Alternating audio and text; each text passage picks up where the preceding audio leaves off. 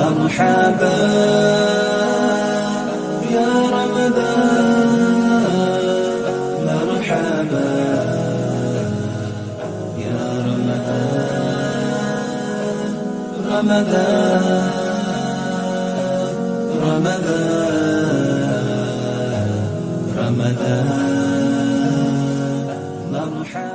الحمدللہ والصلاة والسلام علی رسول اللہ اما بعد.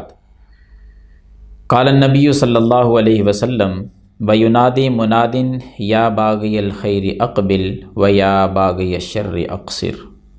حضرات، اس حدیث پر عمل کرتے ہوئے کہ اے نیکی کو پسند کرنے والے آگے بڑھ، اے گناہ میں زندگی گزارنے والے باز آ جا، یہ اللہ کی طرف سے جو اعلان ہوا ہے، اس پر عمل کرتے ہوئے ماہ رمضان میں ویسے بھی ماشاءاللہ جس طرح آپ دیکھ رہے ہیں ہر نیکی میں عمل کرنے والوں کی تعداد پہلے سے زیادہ ہو جاتی ہے.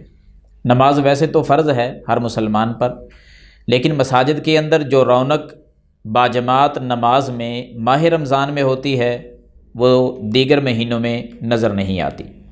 جو تعداد، جو رونق ماشاءاللہ جیسے آپ دیکھ رہے ہیں کتنی تعداد میں لوگ جمع ہیں، تو یہ ماہ رمضان کی برکت ہے. روزہ رکھ کر نماز بھی لوگ کثرت کے ساتھ پڑھنے کے لیے آتے ہیں.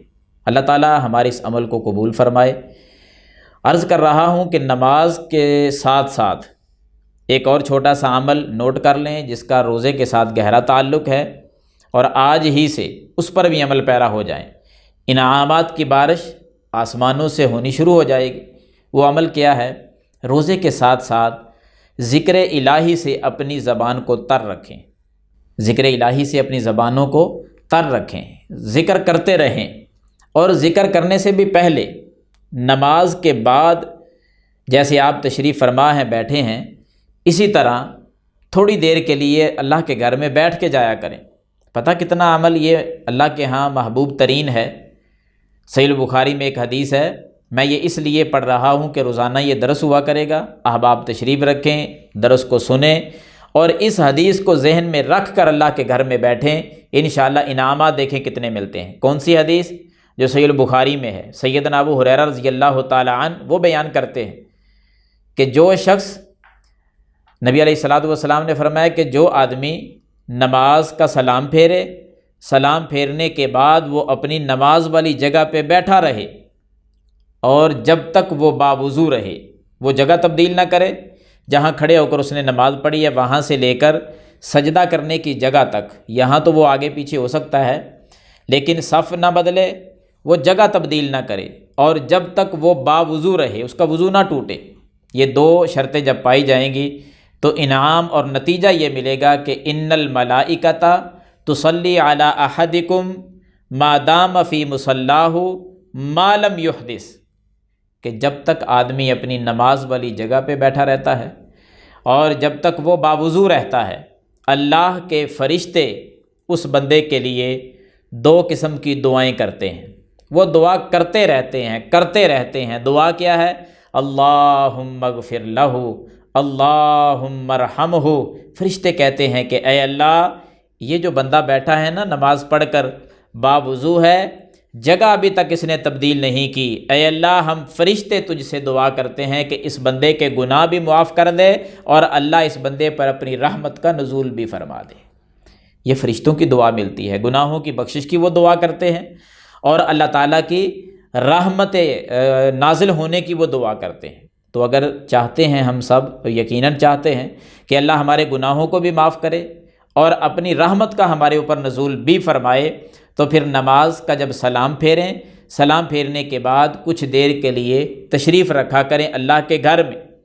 اور اگر روزے کے ساتھ ساتھ زبانوں کو ذکر الہی سے بھی تر کر لیں تو 4 چاند لگ جائیں گے، بہاریں اور نکھر کر سامنے آئیں گی بیٹھنا ہی ہے نا اس مسجد کے اندر، اللہ کے گھر میں نماز والی جگہ پر باوضو بیٹھنا ہی ہے جہاں فرشتے بخشش اور رحمت کی دعائیں کر رہے ہوں گے۔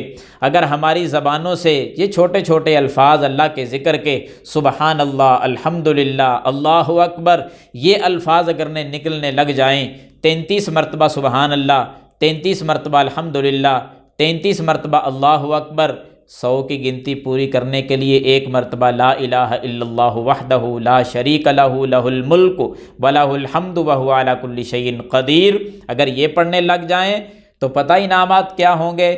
اللہ کی رحمت اور اللہ کی بخشش جو فرشتوں نے ابھی مانگی تھی نا دعا کہ یا اللہ معاف کر دے اس بندے کو، میرا رب معاف کرنے لگا ہے کہ یہ وہ بندہ ہے جو اپنی نماز کی جگہ پہ بیٹھا ہے، باوضو تشریف فرما ہے، فرشتے بخشش کی دعا کر رہے ہیں، آسمان والے کی طرف سے بخشش کا اعلان دیکھنا اب کس انداز میں ہوتا ہے۔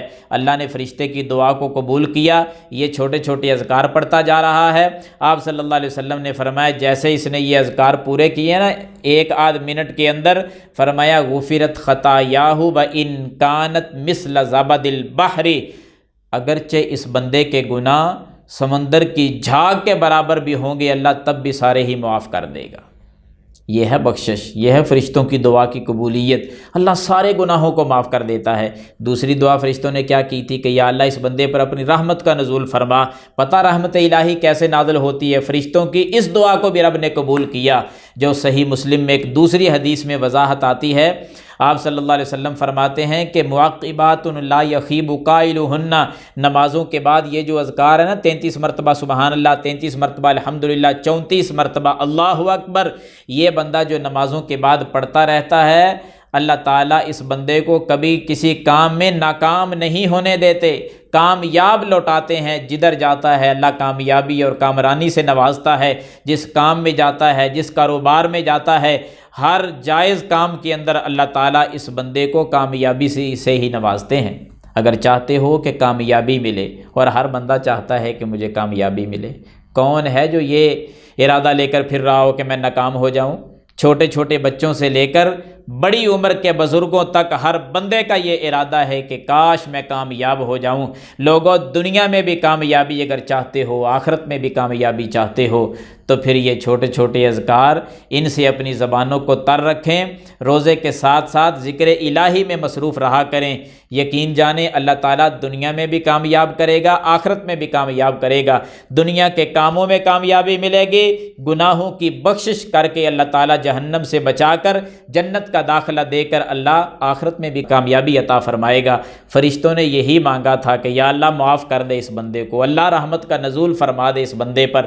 تو ہمیں چاہیے کچھ دیر اللہ کے گھر میں ٹھہرا کریں، اور روزانہ جب یہ عمل ہوگا تو ایک ایک درس آپ کے حوالے اور بھی کیا جائے گا، ایک ایک حدیث اور ایک ایک عمل آپ کے سپرد کیا جائے گا، تو اس کو بھی اپنی زندگی کا حصہ بناتے جائیں، اور روزے کے ساتھ ساتھ ان نیکیوں کو اپنے زندگی میں لا کر روزے کو اور خوبصورت بناتے جائیں، مزین کرتے جائیں، اور اس کو عمدہ ترین بناتے جائیں۔